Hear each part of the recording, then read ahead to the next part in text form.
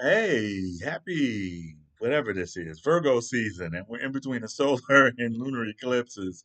So you may be feeling a little bit shaky, and of course, because these Virgo Pisces, eclipses are about the nodal axis. So acts of karma, intensity, ancestral karma, racial karma, national karma. And if you're intense about it, you can bet you're karmic. And so the Virgo Pisces is about self-care, self compassion, noticing the flaws, serving humbly, Virgo, while at the same time recognizing and accepting all of the flaws and self love, self compassion, and really giving other people a second chance. So the redemptive story is definitely Piscean.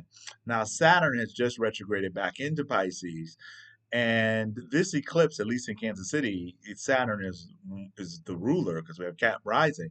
So it's the mystical side of Pisces being enticed or intertwined and integrated with the pragmatic side of Saturn, the Lord of Time and Space.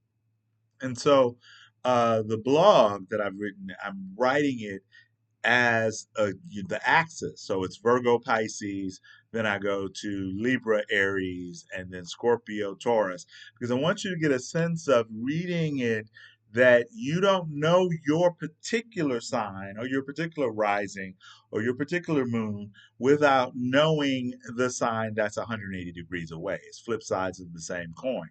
And I don't use opposition anymore, thanks to my non-binary and trans clients. Opposition is a binary, it's separating language. And so this eclipse, specifically in Saturn back in Pisces until February 13th, 2026, is about our ending the Pisces age, going into the Aquarius one. So think Little Mermaid, and we're getting our legs, right? So we're coming into a grounded, individualized, but community, because she does want to get married, and we don't need to go into the shadowy side of that myth, at least not now. But just know that as we go into the Aquarius age, we integrate our very large mammalian brains and our, walking upright. But that brain has to be integrated with the leonine authentic heart.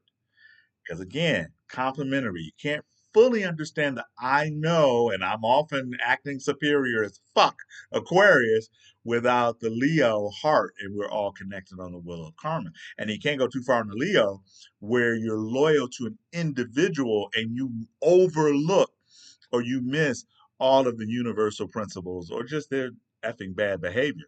And I have on Whisper Words of Wisdom, Let It Be with the dragonfly. And if you've known me for the past 7 to 8 years, I've been an avid contemplator of Richard Rudd's Gene Keys, which is a poetic subset of human design. And he uses the dragonfly as a symbol of freedom.